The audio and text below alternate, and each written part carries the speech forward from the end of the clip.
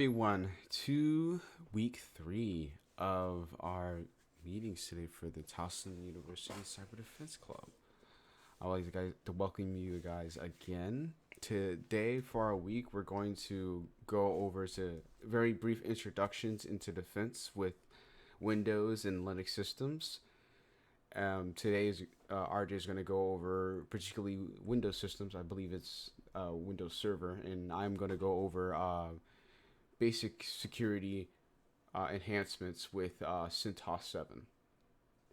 So I will give it up to RJ.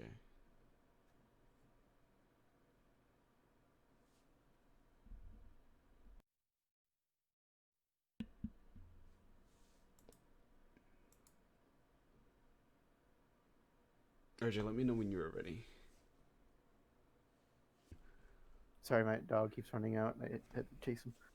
It's understandable. All right, cool. Everyone see my screen? Yeah, I Yes. see it. All right, cool. So today we're just gonna go over some basic Windows defense.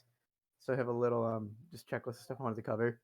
We're really gonna go over just some of the basic stuff today, and then next week, because there's some really cool advanced stuff that we do want to show you, but I think it'll be more beneficial if you guys did it. You're like hands on keyboard yourself and with an actual environment.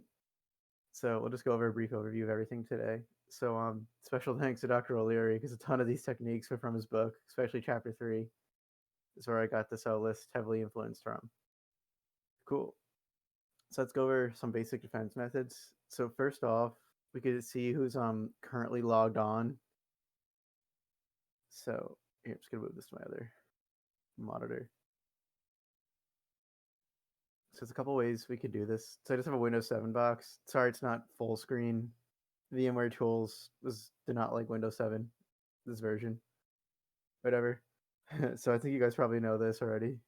Task Manager. It's a Control Int.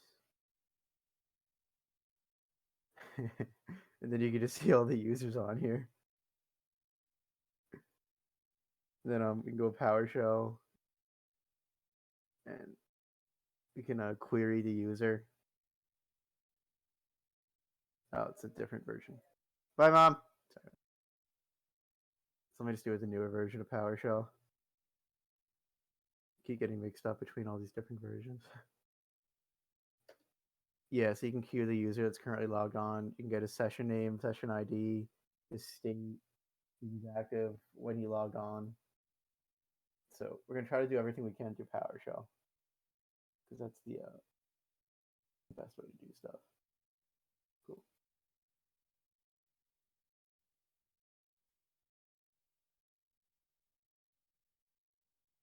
All right, cool. So yeah. The next thing we could do is sysinternals has a really cool tool. So I just saved it to my desktop here.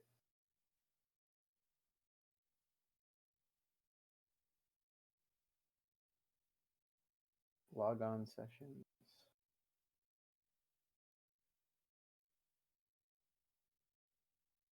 Yeah, let's just run that. 32-bit computer. Cool.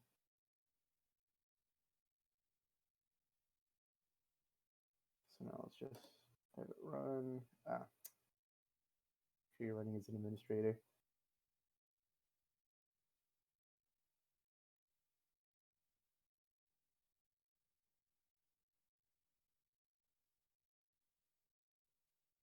That's good. Oh yeah, so for those of you who don't know what the sysinternal suite is, it's like a collection of tools made by a really nice man named Mark Rusovich, and it has some really great defense tools in it. It's used heavily throughout industry. A lot of these competitions, you'll be super reliant on it for a ton of stuff. It's got some really awesome tools like auto runs. Just open it up. Just accept the EULA. This Windows 7 box is so corrupted.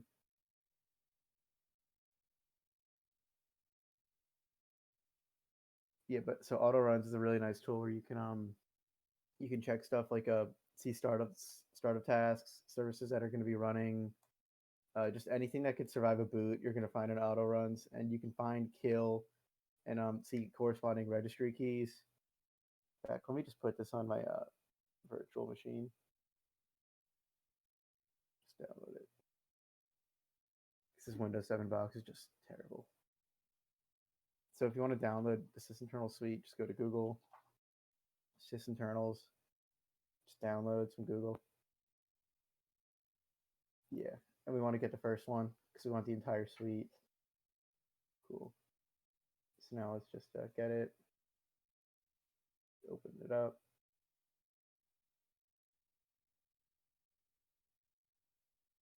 Never decides to open.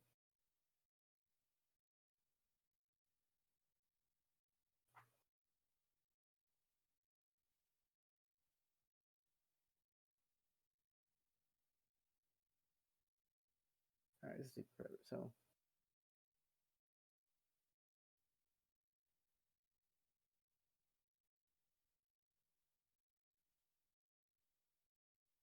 there we go. Sweet.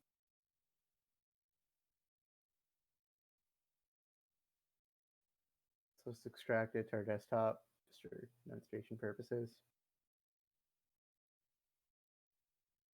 Yeah, sorry. This virtual machine right now is running off of 2 gigs of RAM, I think, maybe 4.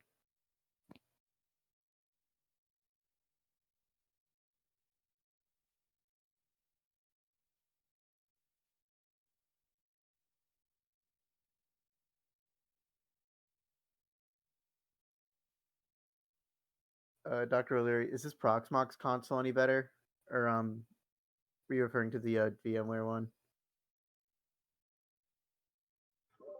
The issue is you've got a wide screen.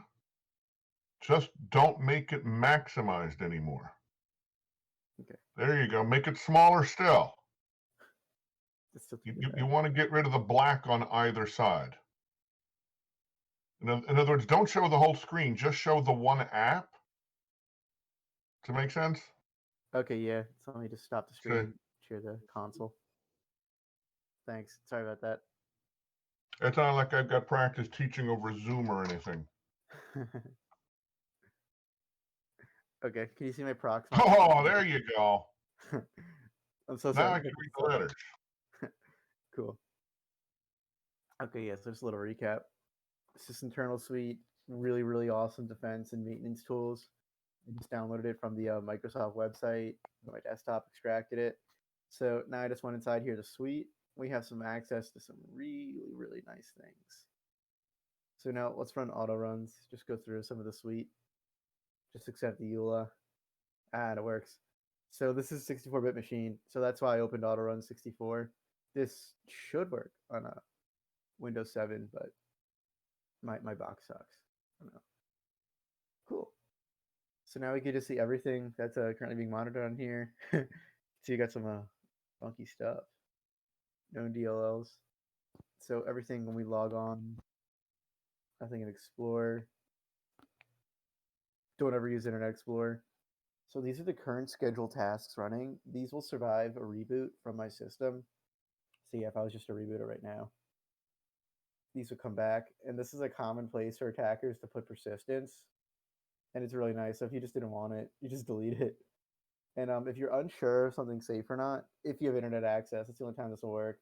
You can check virus total, and it'll check it to a ton of known attack signatures. And on my other screen here, I can actually post up from past competitions. I took some pictures and whatnot from malicious behavior, and auto runs is a great tool. Doesn't capture everything, but pretty much better than nothing. So here, I'm just gonna pull it up in my Slack real quick.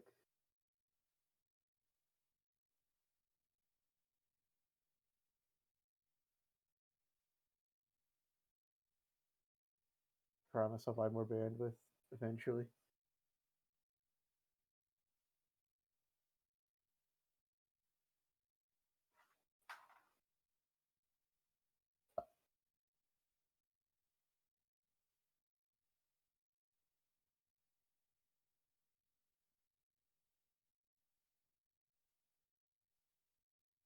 Okay, yeah, here we go. So this is from previous competition. Found it thanks to auto runs actually.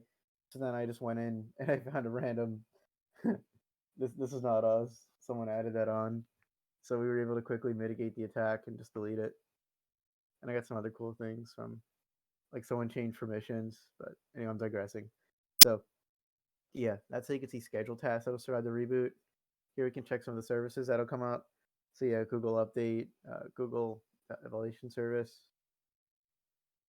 integration, and this is my Palo thing that I just got.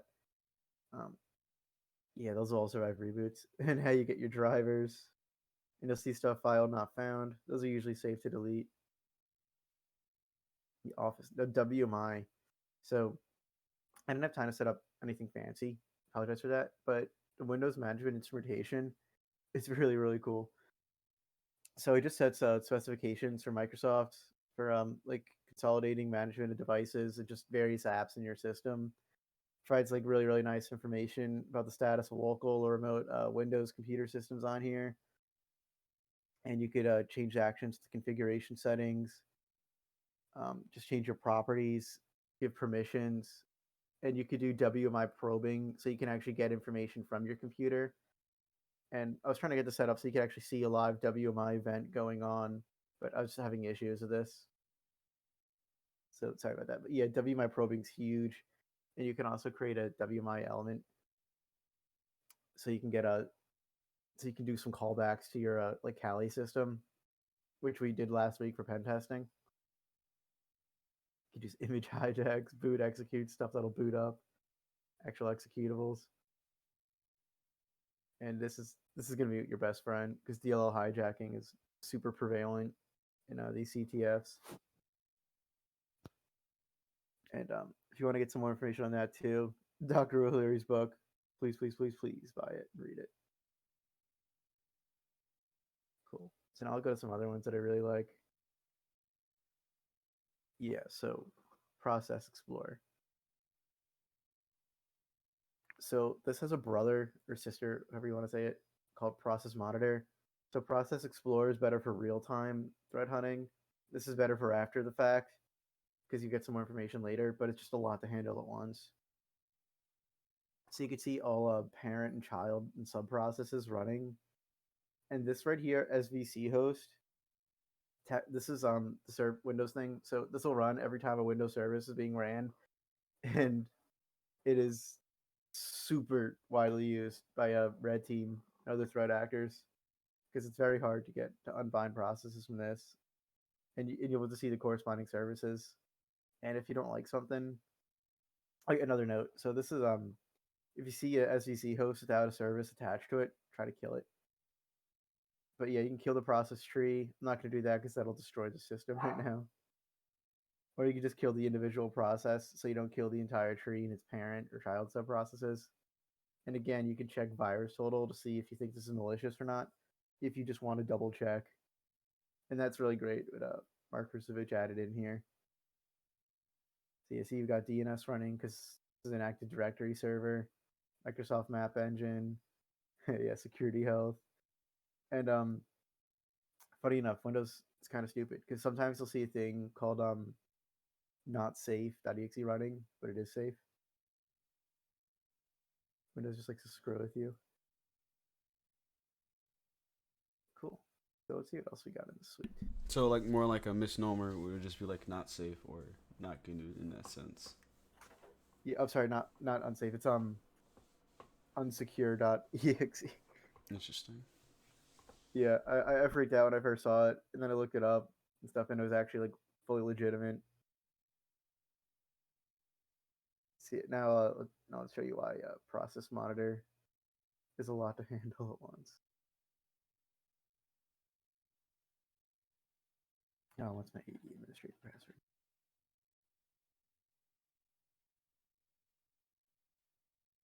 I think that's it. Yeah. Cool.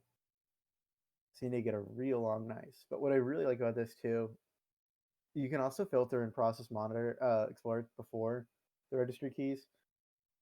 But in here you get to see the operation, the actual process is running, and the full path, which is super nice. So for instance, attackers love to go into app data So I'll just show you app data. So like temporary stuff's usually stored in some other things. You can get to that through here. Yeah, so Adobe sucks. And yeah, last time we saw a ton of shells coming from here. So if you see like really weird paths like that, just be careful with System32 because you don't want to kill your operating system. The operation read file, notify the change directory, queries going on, the corresponding paths, even registry keys too. And the registry is a really common place for attackers to put persistence just because it's much harder to detect and there's so many places to put their stuff. You can see the user that it's running as. Yeah. So if you see a user like that's not on your Active Directory server, like hacker, you'll know you want to kill it. Someone actually did that to us once. And you can get the registry type, so like DWORD, which is usually just a binary. Well, they're all binaries, but cool. Now this one, this is the other way. You can see current users logged in. So we get open.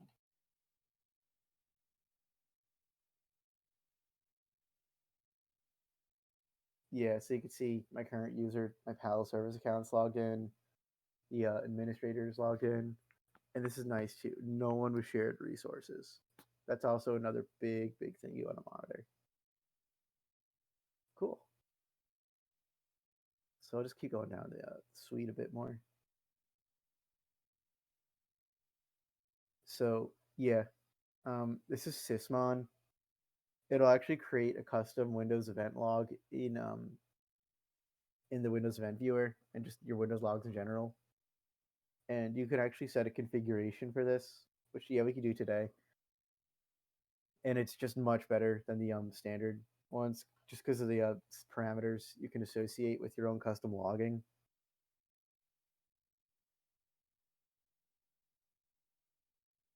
Just make sure you get a good config, and I'll show you the one later that we're going to be using.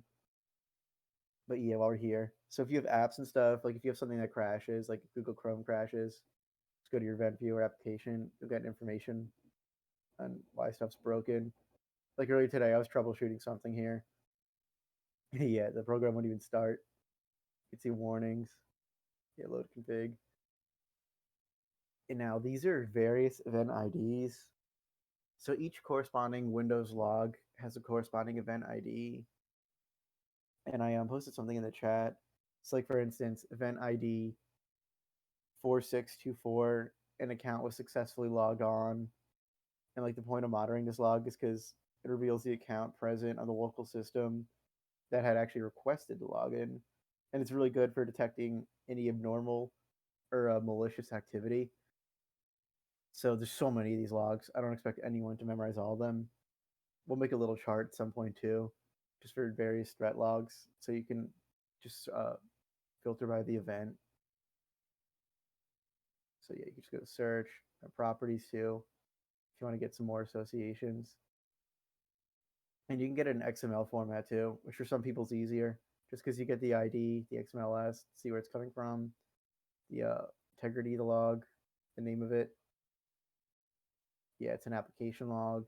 This is the computer I was running from. So you can also do remote logging too.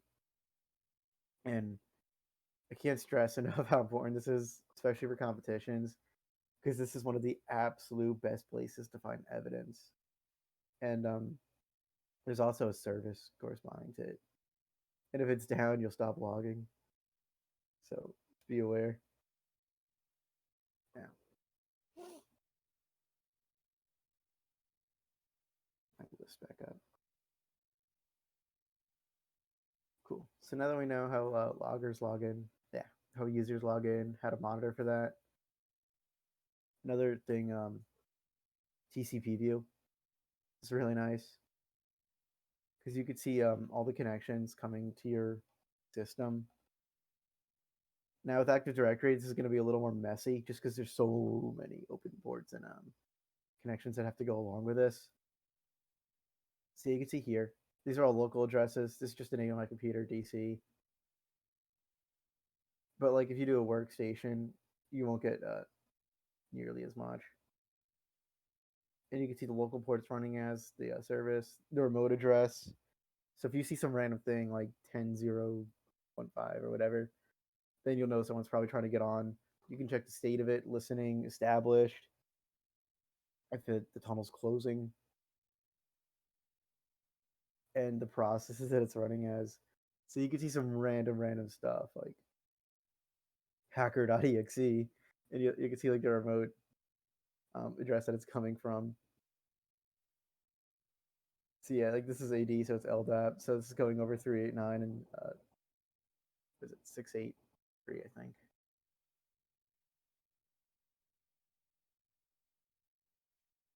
See, those are the main ones for the sysinternal suite that I wanted to go over. So now let's just go over list running tasks and processes.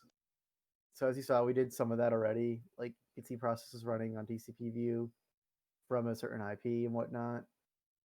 The process monitor, you could see the task running like we did before. And everybody's favorite, the most native of them all, the task manager.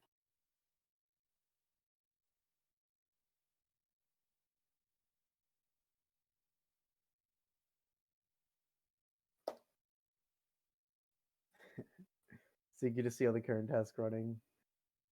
You can check the performance of it. Again, see all the users logged in, all the processes that user is running. Get some more details and everything, status, if it's running suspended, if it's running a system, or if it's running as a specific user, and then all the services running currently. See, a task manager is one of the easiest ways, but again, it doesn't capture everything, and it's not as well organized as some of the sysinternals tools. Cool. So we had some fun with the GUI. Let's go to the command line, CMD, enter. And if you're not running as administrator, I recommend you just right click and run as administrator, but we're already admin, so. Actually, no, we're not.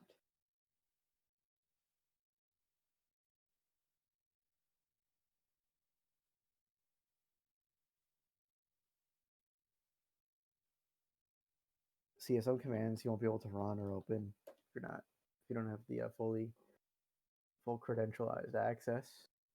See, when you run as admin, you'll see you go to system32. So you can run all system commands. So this is basically like under the hood TCP view and then some. So netstat, we can view all the network statistics of our system. Now let's do /a. So we can do all listening ports. We want it in numerical form. And let's get the process ID that's corresponding to each process, each connection that's going. And voila. So you see that's what TCP is just running under the hood. Yeah, it's Active Directory, so it's a lot. So you can see 0000 remote it's listening for. And I'm not gonna let it keep running. Cool.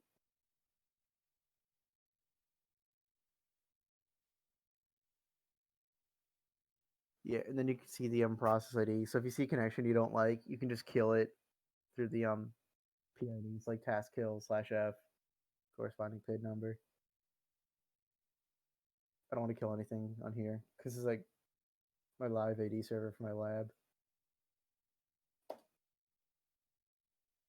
CLS to clear your screen. Cool. Oh yeah, actually, I forgot to mention something before. So back in TCP View, it is partially organized by colors.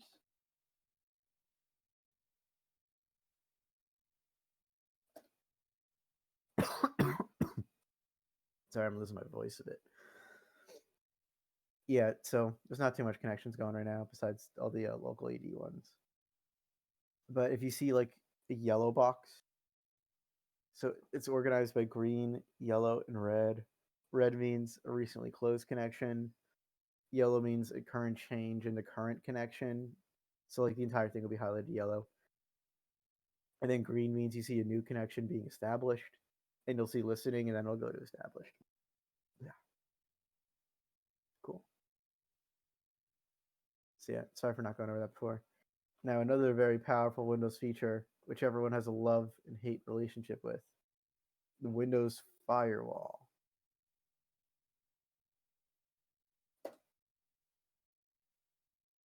So now you could change inbound rules. So do you want people to be able to ping your system?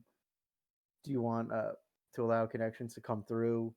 Do you want to block any inbound ports? And the neat thing too is you can create your own custom rules. So yeah, you go up top. Get new rule. And you can actually block programs from running too. It's like if I didn't want Notepad, we could do that. You can block a port, TCP, UDP. So if you see someone's coming on like a random port, you can just block it. But for competitions, you can't source block stuff. So you can't like specifically block IPs. So I'm not even going to go over that. You can also define a predefined services like Active Directory, which we're not going to do. And then yeah, you could choose the rules that you want to allow or deny inbound. Thought I checked something off here. And then you just change your action, block, allow if you think it's secure. So if it's using like TLS, SSL, security encryption, or you can allow it. So this is really nice. So like if you see like a random paint, Microsoft Paint that you think that's open that you don't think is you, just block it from running. Play better to be safe than sorry. Cool. So then so I do want to go over Glasswire. So let me just download it real quick. I had on the Windows 7 VM before it died. But Glasswire is just a really nice live time firewall. So you can see stuff coming in, get some more network statistics. You can block stuff. And it's really good for when you're writing reports too, because you get all the corresponding timestamps. And we use this during TCDC, and this helped us get so many points.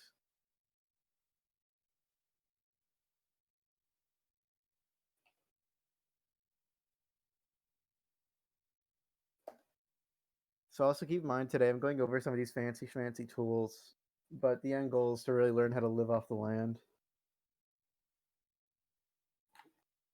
I'm so sorry, guys. I'm getting a phone call. I'll be right back. Hello.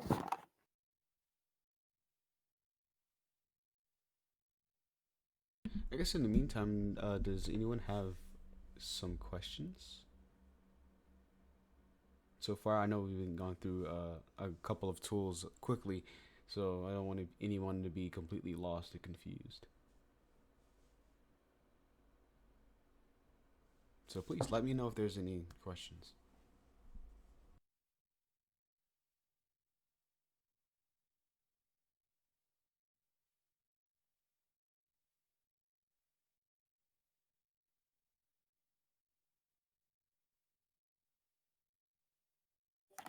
Okay, so apparently an electrician's coming to my house. So if I have to go away from keyboard, that's why. It's fine. I'll continue off with mine if you unexpectedly drop out. Thanks. No Yeah. Living at home sucks. I can relate. My life is not mine. All right. Let's install everything.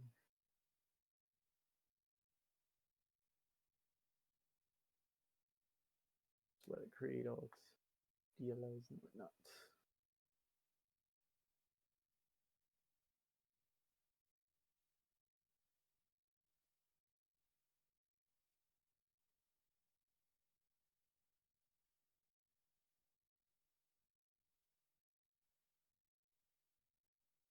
Cool. Now let's front this guy.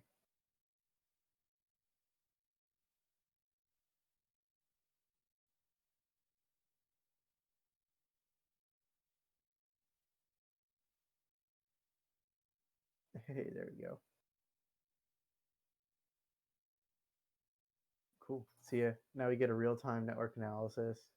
You can see the graph. You can see the usage of your bandwidth going out, things that are running from what IP. That's just my default gateway, just my Palo. This is our firewall, so we can see stuff that's going. So we have our DNS server, which is on my lab too, and just another process for Windows. Please. And then you can see alerts. So it's finding network activity. And in this case, it's just establishing with Glasswire control service. So that's nothing to worry about. And see the app that it's going, the IP. So I think it's pretty sweet. And it's just great to get live time visualization. And it's very good for beginners too. Very friendly. Cool. So these are all systems in my network, by the way. All right, now that we've gone over some basic client defense, let's go over domain defense. And I know many of you might know this already, but when you install Active Directory, you get a thing called group policy. So with group policy, you can enforce security rules throughout your entire Active Directory domain per forest and the electricians here. I'll be right back.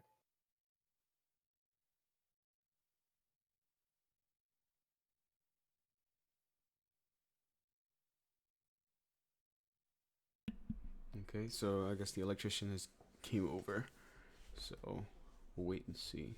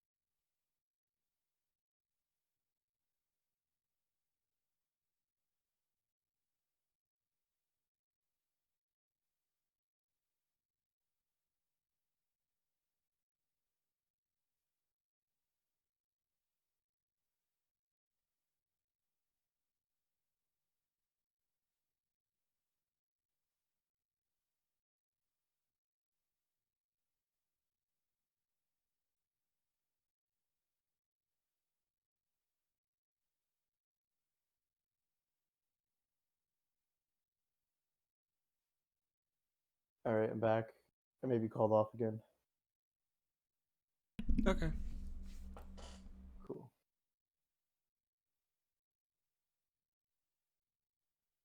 Group policy.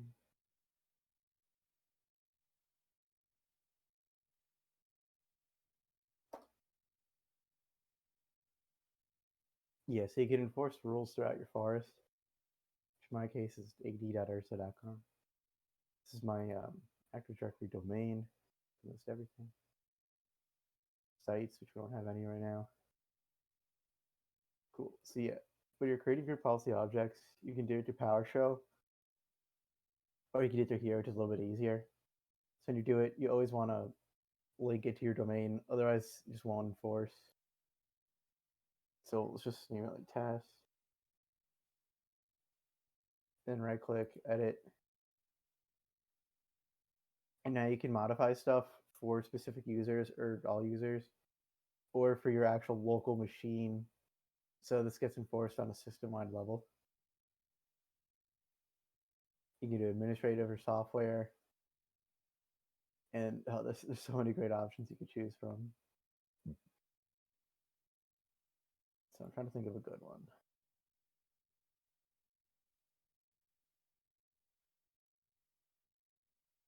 Let me just pull something up. I have one you guys will like.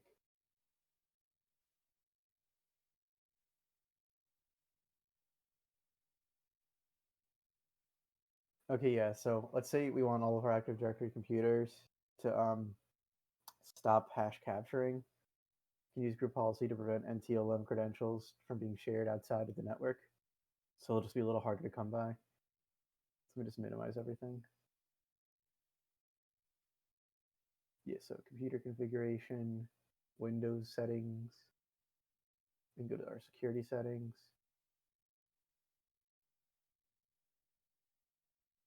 Local policies. Yeah, my dog's making me go deaf. User rights management. Just double click that.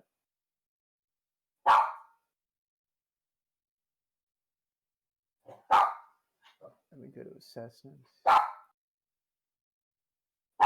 And then we could change, yeah.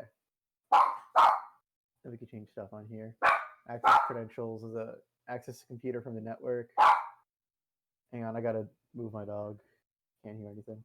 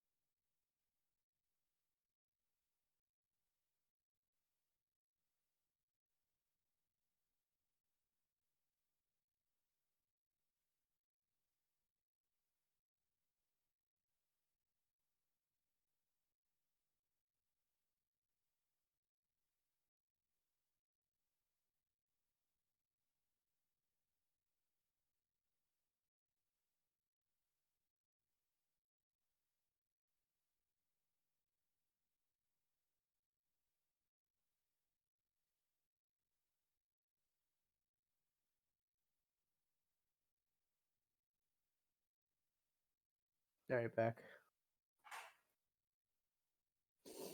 So yeah, so you just double click deny access computer from the network to find these. We can add some users or groups. So we could add like domain users, so only members as soon as the network connected can actually access this. And that's usually a very safe bet to go. Just gonna delete that. So yeah, it's great. You can enforce so many different things, like who can use what printers and stuff. The stuff gets hashed. The stuff gets cached. If like certain users can log on as a user account or service account. Yeah, and this is just so powerful. And next week we're actually going to go into building our own Active Directory server, so you guys could really see the full functionality of this. This week's just a basic overview. Cool. And just due to other circumstances, I think that's all I'm going to be able to show you today. All right. Thank you so much. All right. So I'm going to show you guys just the basic overview of securing Linux, more particularly CentOS server. Let me stop watching this. Screen share. My Kali VMware. See, can anyone see my window at all? Or my screen? I see it. You can see my mouse moving and everything like that? Mm-hmm. Yes. Right. Awesome.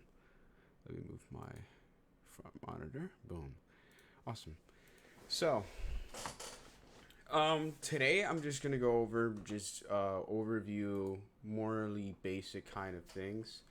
We're gonna go over basic stuff like SSH with things to do and look for, more analysis tools like PS, Top, SS. I'll explain them all later on. I'm just covering an overview. Understanding the firewall systems. CentOS typically goes with Firewall CMD, which I'll explain later.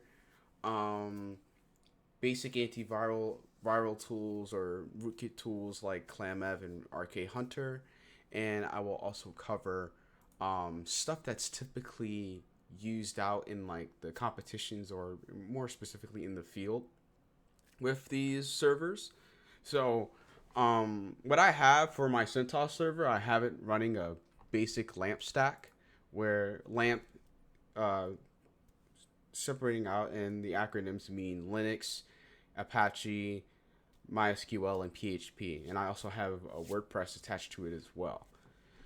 But typically when you're in an actual competition, they'll have usually probably like a Proxmox system that gives you the base computer or base image of it, where you can have a direct connection to it. But the problem with that is when you're working in teams, this can be it's hard. It's especially hard trying to work with situations where everyone has their own individual box, which that could be a plan, a method for you to do, but it's pretty difficult when you're in actual competitions to do that.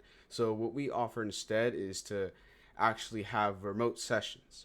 So in order for us to have remote sessions on our system, we use SSH, and SSH stands for Secure Shell. Some of you may have already known, and we use SSH for that in order to be able to propagate and to have proper clearance among multiple systems at once. So it isn't just one person on one system.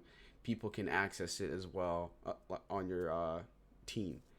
So, but in our system for CentOS 7, we have it where we have password-based SSH. But the problem, I do not want to do that. But the problem with password-based SSH is that it is susceptible to brute force attacks because due to the password, due to some default configurations that give you too many retries and doesn't kick you out long enough, so it's easy to get in. Usually, you could type a password, but for convenience sake, we're gonna just use key-based authentication. But in order for us to do that, we first got to set up our SSH keys, which, if some of you don't know, I will show you.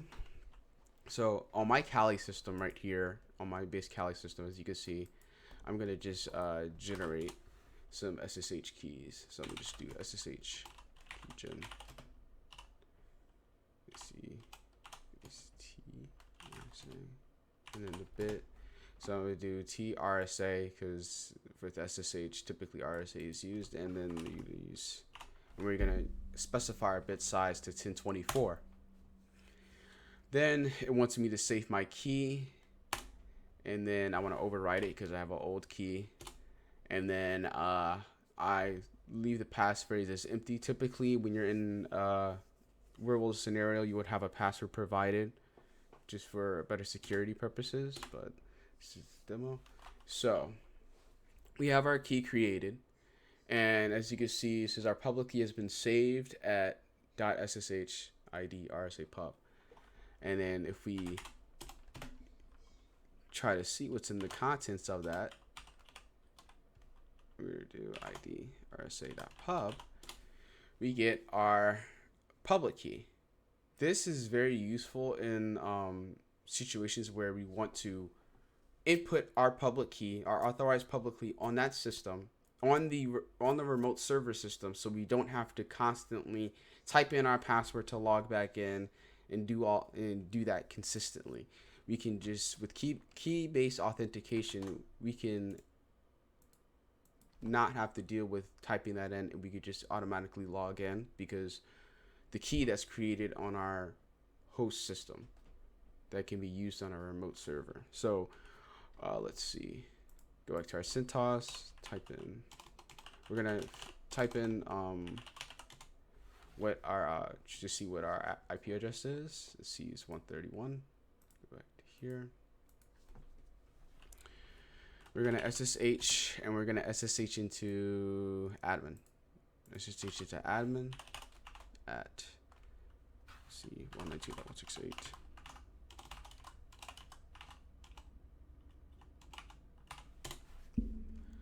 And it's gonna prompt us with a password. There you go. Password. This is admin. And then now we're logged in. So to go to configure SSH to be able to do that key-based authentication, we need to go to the configuration file. The configuration file is located in this directory, etc.ssh, and then the file is specifically called, double it twice, sshd config. Instead of cd, we're gonna just nano into it so you can edit it. And I forgot to put sudo in front. Sudo nano, and then type in admin. Now we're on here. Now there's other important stuff that you have to change, like for here, most scenarios for authentication, you would change permit root login to no, because you do not want someone to log into root with root access, because they'll be able to change a lot of things. Here it will show the authorized keys file. This is very important because it will show you where, if you want, for our key that we recently had, as we can see if we clear this, key.ssh.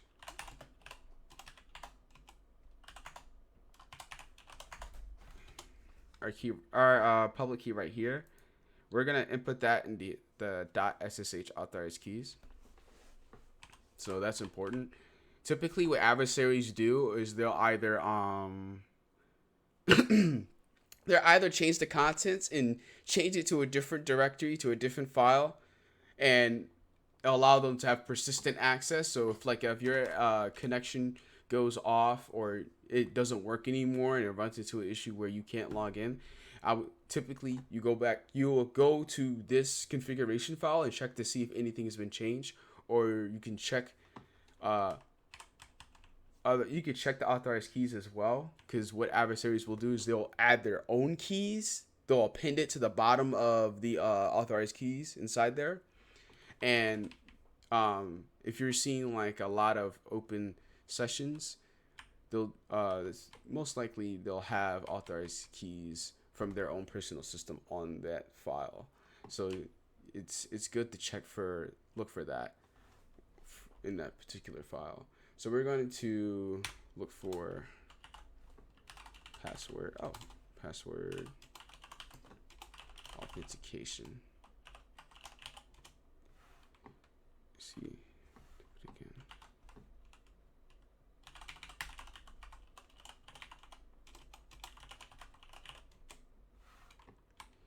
Okay, password authentication is right here. So in order for you to do keyless based password authentication, we're gonna have to change this password authentication tab from yes to no.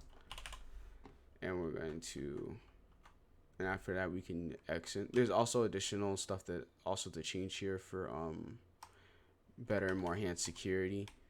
In a real world scenario with banner, you would actually have a default banner for when people are logging into the server to have like for legal reasons. So because having a banner allows and identifies that, okay, unauthorized access are strictly prohibited. Usually banners are necessary for legal reasons if adversaries get online to an actual server. What's next?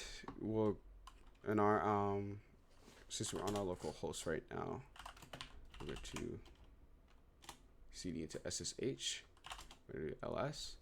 We see here we don't have the file called authorized keys, but we can make it ourselves. Let's start keys, and then we're going to nano authorized keys. We're gonna edit it, and we're going to paste our key from our host system onto here on the remote, and we're gonna save that. And so now what we're going to do is we're going to see out of here. We're going to see right here. We're going to change. Actually, you can change. Usually with so at times with ss.ssh, the permissions may be mixed up and may be different. Typically, in order to have this to work, you would have to type in 700, which means just to execute on your own user and then not to, or execute on your own user and then the group and everyone else aren't able to read, write, or execute on that .ssh file. This is for security reasons. And you would just do chmod.ssh. And then whatever's inside there, you would just do read and write permissions, which is 6. And then now what we'll do, since we changed the settings and we added the authorized keys, now we have to restart SSH. So we'll do sudo service sudo services is service SSH d restart admin. Now the service is restarted. So if we exit out and we log back in again, it should not be able to prompt us a password prompt. It should be able to just automatically log us in as it did. So now we don't have to type in any passwords. It just automatically logs us in.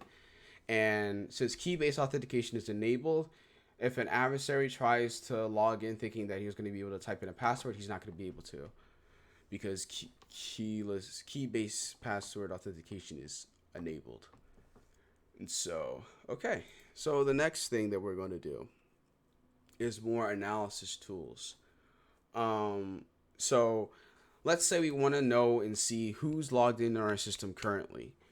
So what command we can use is called W, which is a command that allows you to identify who's on our system, who's on our server system. As you can see, it's admin. You can see my IP address right here that I'm logging there remotely. There's also another session saying that that's the session, that's this session right here as well.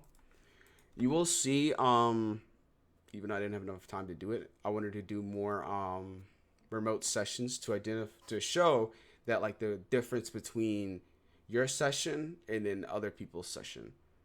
And then you'll see like, okay, that's an adversary, like, typically what an adversary would look like on if they were logged in under your user or under root.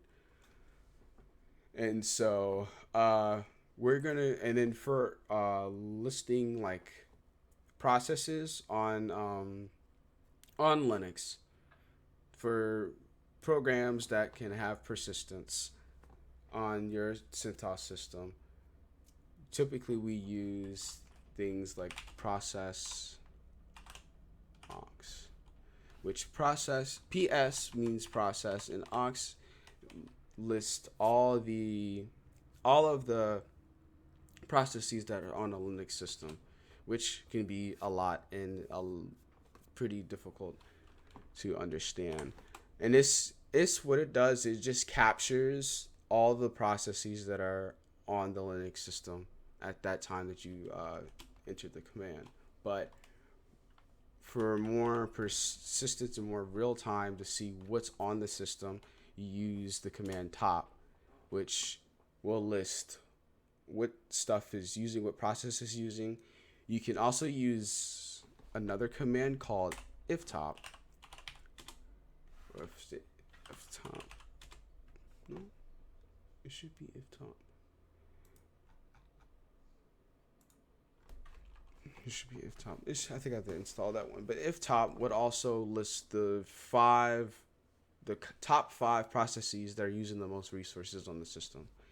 And that's useful if, let's say, the adversary is not really being secretive about what they're doing, and they're like making a lot of noise and using a lot of resources. Then you can easily see that the adversary is using a lot of resources on the system. You can see something weird going on with like certain programs and certain stuff. If they're really not really caring, you'll see like something very obvious on top. And so another thing for looking up what active connections that are on your CentOS system, you can use, typically people would use netstat, which is still used today, and you can see what's active connections that are on. Obviously, as you can see, there is a couple of active connections. Well, no, there's a couple of connections that are connected. Let's see if I can scroll down. There you go. There's a couple connections going on. That's just the base of it. Typically, when we're in competitions, we would use netstat plant, which the P stands for processes, and the L is used for listening. So we would look for stuff that's listening, because typically what adversaries would do is they would put ways to have reverse shells on our system, where they'll try to have access to our system by putting something malicious on the server that actively listens and waits for a call. And you'll notice it on netstat when you put in like a listen, but we add extra stuff to it because typically it's more specific and it's common.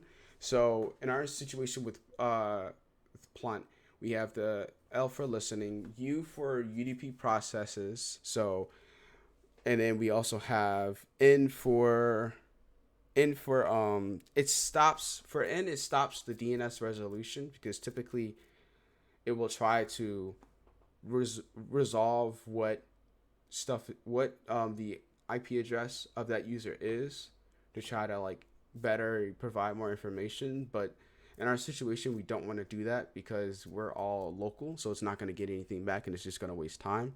And then we want TCP that also displays TCP traffic, because there could be situations where adversaries are using more TCP methods of getting access into our system. And as we can see, there's obviously nothing running. You can see that SSH is listening, and HTTP is listening as well, because this is a LAMP stack server that's running a website. So you can see that it's going on. Let's see if we can try to load something and see if it does anything. Nope, it still does anything. But typically that's what it does. And there's another one that's more powerful and is more used today than netstat, which is SS, which does the same thing, but it has more capabilities and it provides a little bit more information. And let's see. Next, we're going to go over firewall rules. So I've created a documentation for firewall rules, and I will share that with everyone. I don't know if it's on the Discord or not, but I will share that with anyone anyway. And because I've been working on with CentOS a lot, and I've made some documentation for it. And with the difference between CentOS and like other systems like Debian and Ubuntu, CentOS typically or is automatically installed with a program called Firewall CMD, which is a firewall program that's used for more Red Hat based systems that provides firewall features like zoning and adding ports, deleting ports, and as you can see, in order to like start it or start it, we just do sudo systemctl start firewall d. See, started. Look at our status. Typically, to start the service is firewall d, and then we can see that it's running. Let's see. With Firewall D, it works with zoning, and then under zoning, you can establish under those zones which zone is active and or set default zones. So if you wanted to do more advanced stuff with the firewall, so we're gonna just list all of the zones.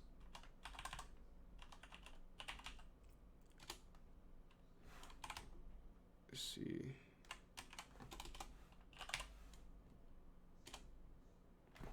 And as you can see, there's many different kinds of zones. And you can also add zones as well, but these are more default zones.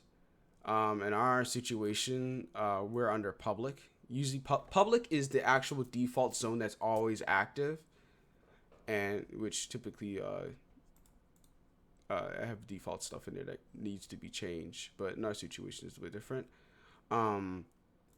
As you can see here, I have basic services. This is more basic. SSH and HTTP. This is a LAMP stack, so we're going to use HTTP and HTTPS. And we have SSH open as well for our SSH connections. So that has to be allowed. If you want to, let's say if you want to particularly block off a particular port and a service. So in our situation, we want to block telnet, right? So we would do sudo, because firewall CMD requires root permissions in order to take in commands, since it is very powerful of disabling and enabling connections. First, we would do, if you wanted to remove a port or from like a list, we would do sudo firewall CMD zone, and since our zone is public, we will do let's say we want to remove HTTP, we do zone public, and then we'll do remove port HTTP. So no, report ad.tcp for TCP public. It should be in public. We remove service. There you go.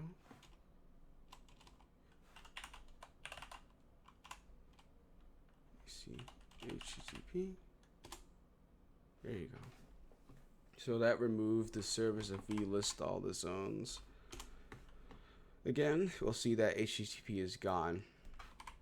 If you want to add it back, just do add service.http. Boom, there.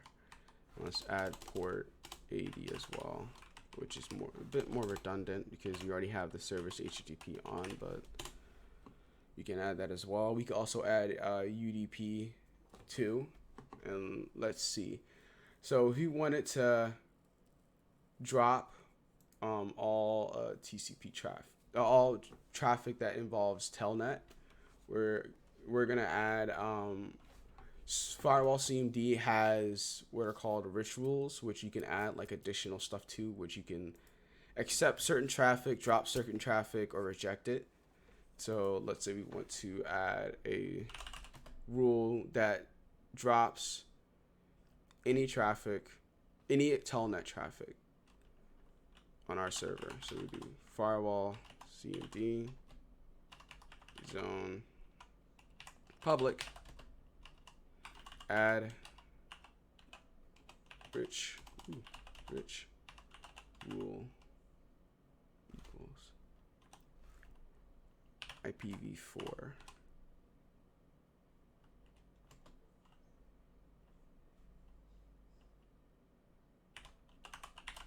Let's see. So rich. Let's see here. Give me 1 second.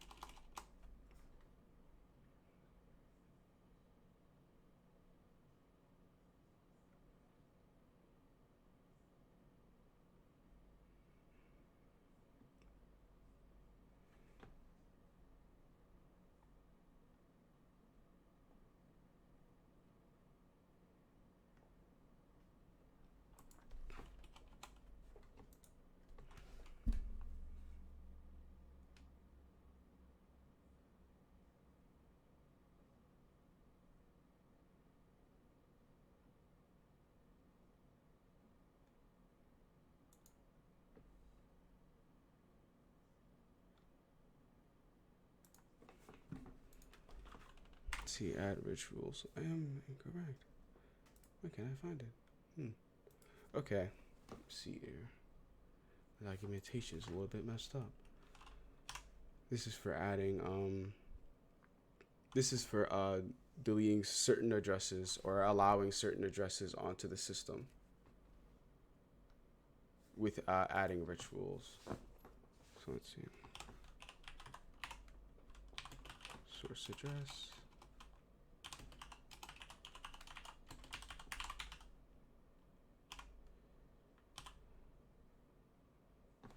See.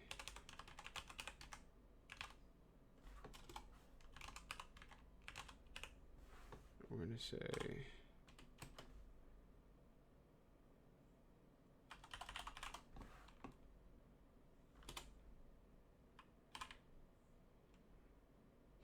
is public.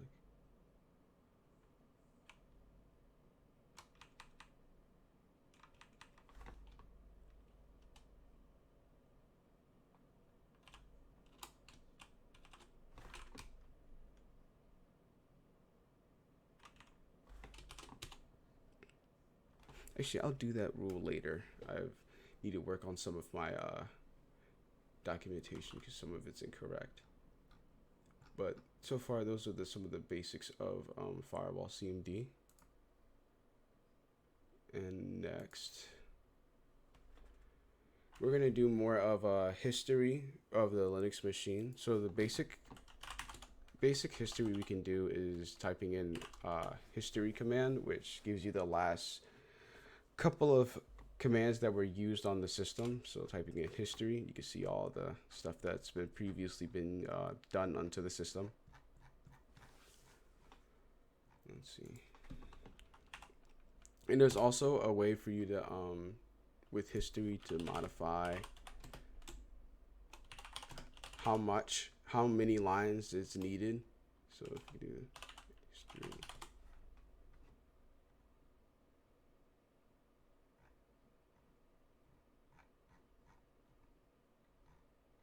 or if you want to get more certain commands with that. And typically, if like history lines are extremely long, we would just do history/less, which will give us a better, clearer view of what stuff was entered beforehand in the beginning if the history lines are too long. Typically, the stuff that we would view in that would be to get a better view of what stuff has been installed or changed. We would do var log, which provides different types of logins for different things. For instance, they have logging for Firewall CMD. Also have logging for other tools, stuff like HTTP PD for Apache. So we go into audit.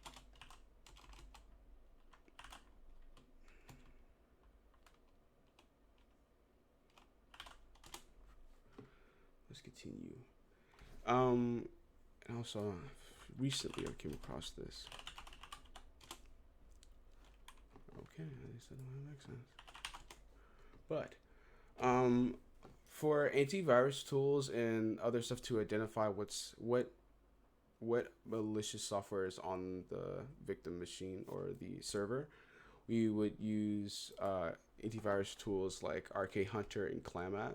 RKHunter is a rootkit and backdoor scanner for Linux systems, and we're going to install it right now.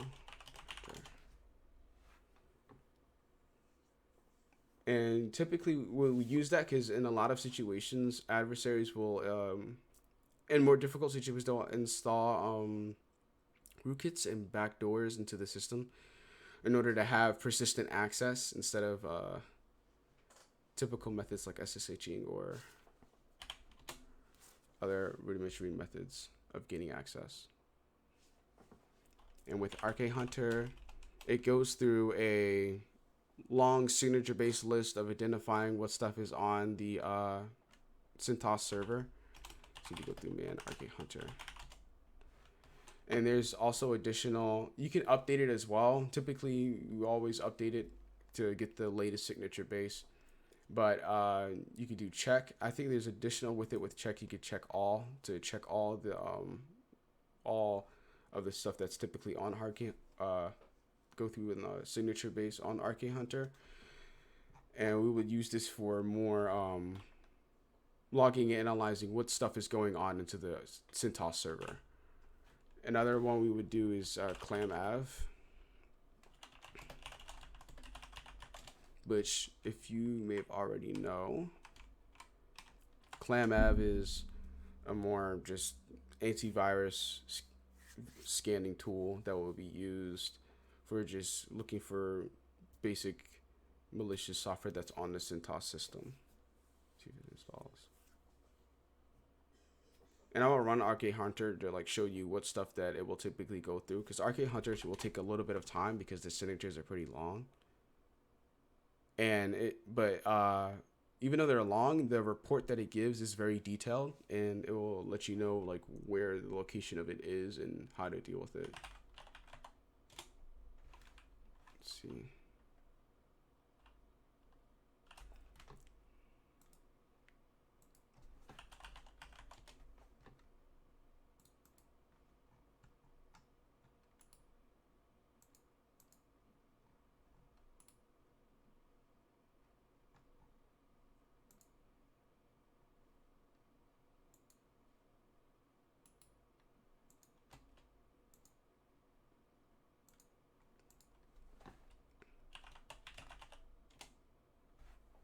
It will scan through.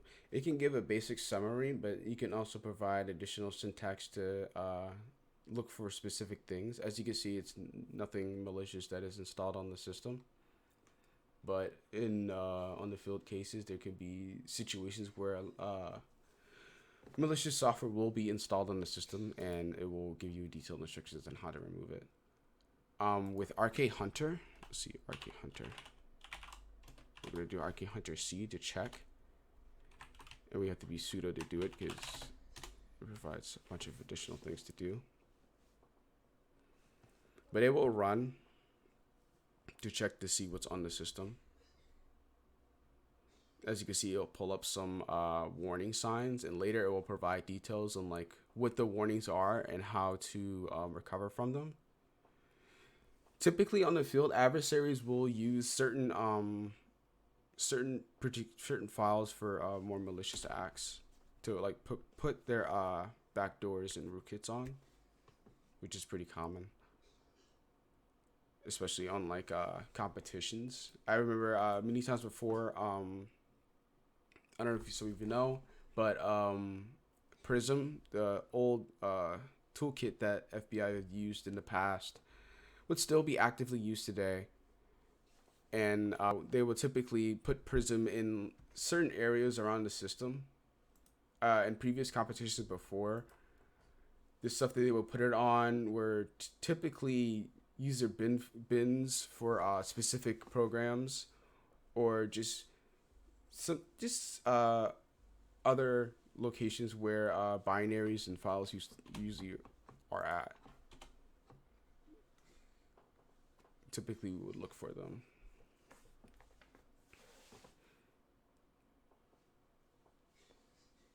This is going to take a minute because this is going to perform.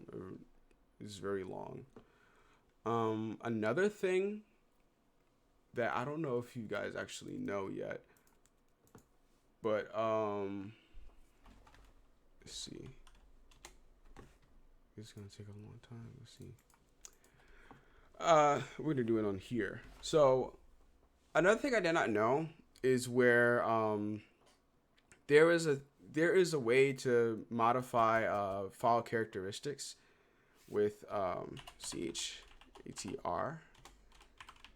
and if we do a man identify what it is, it changes file attributes on the system, which in my case I did not know at all. There's a way to like modify certain files to be able to make them non-changeable, and it's and like when you're trying to edit it, it won't look any different from like, oh, you're just not able to access the file, permission denied. And with change attribute, if you set change attribute tag I, like we're gonna make a file first. Let's say touch test.txt. And then we'll just go, and then we're just gonna pin that to test.txt. If you change the attribute to, let's say, plus I dot that, and then we're gonna do it on test.txt. This, well, setting flags. Should be allowed. Okay, yeah, that's sudo in order to do that. But adding that, and you try to like see right there, test, or we try to like add something like let's see, we go in nano and try to edit test.txt. It will just say that it's unwritable and you can't do it, you can't add anything to it. Like if you try to save it, it won't work. Permission not permitted.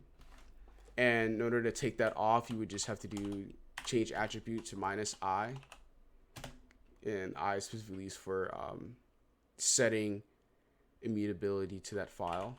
So if I said test dot, if I change attributes tag I tag -I, and then the test.txt with sudo permissions,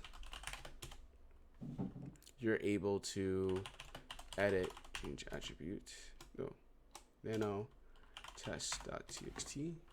You're able to modify the file again, and you're able to do it like that. Typically adversaries will do that on like more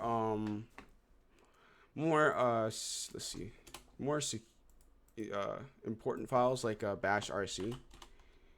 And with the reason for that is because they want to make it more difficult for you to be able to change what they have done to bash rc. Bash rc is a file that's for users when they're logging into the shell itself, and that is very useful. It's very important to be able to make sure that bash rc is not maliciously modified, because if you're looking, let's say you're looking for particular adversaries, what they'll typically do is they'll modify the .bash rc. Let's see if we could find ours now. Typically they'll modify the bash rc. Let's see if we can nano into it, and they'll modify specific stuff about this file to prevent you to be able to use your commands correctly. With bash rc, you can modify it to where certain things that are typed in, certain commands that are typed in, can actually be set to have different parameters than what they're intended. In my times with the competitions, they'll modify the bash rc. Let's say if I want to look for a particular connection using netstat, they will modify the bash rc, and let's say I've like just say netstat, they'll modify it to where it will either be a completely different command or it will be netstat but very limited, and they'll do a certain type of syntax to basically try to make themselves as hidden as possible using bash rc. And adversaries will typically change the attributes of bash rc to make it impossible, to make it more difficult for you to be able to change that file back. And so it's important to if that's the case, usually they change the attributes to unchange it so you can be able to fix your bash rc, and so you can verify and make sure that your commands are running correctly. And so as you can see, Rootkit Hunter has finished its scanning, and we can see that it checked the files. It says 4 suspected files. Check the rootkits. There's none. I've messed with a couple of times where running malicious code on this server, so it's probably picking up those couple of files.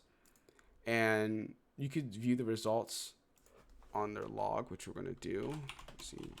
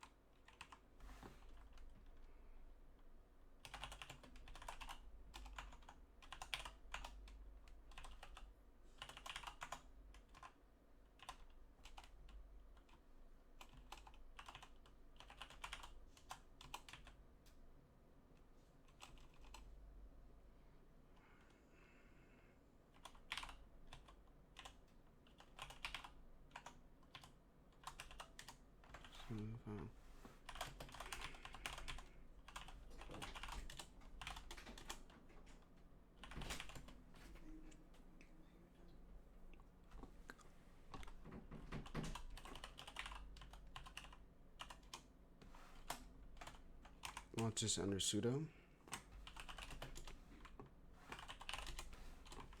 As you can see, it gives a more detailed list of what was going on under the process that it was doing. So yeah. There's also other stuff later on I do want to show.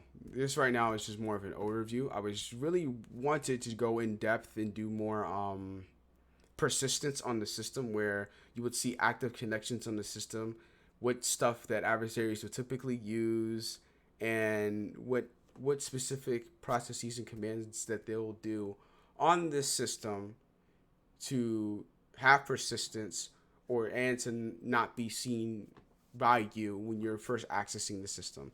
Because there's many different ways to have access onto the system, like through reverse shells and through many different methods that I will show later. I think next week, I believe. So, but yeah, I think that's just what I have for so far. So I will stop my screen now. And yeah. Does anyone have any questions?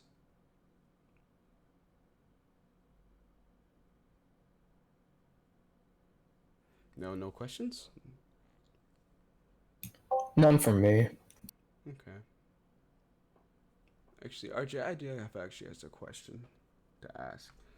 For with your Windows box and your system internals, Yep. why would you prefer? Do you prefer that, like, even on people's personal systems on Windows, would you prefer them to actually install and use system internals, or no? Oh yeah, I have it on my real systems. Okay, That's awesome.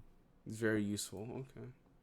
That's where I found the unsecure app.exe Okay, interesting. that happened to be a native Windows service. Okay, all right.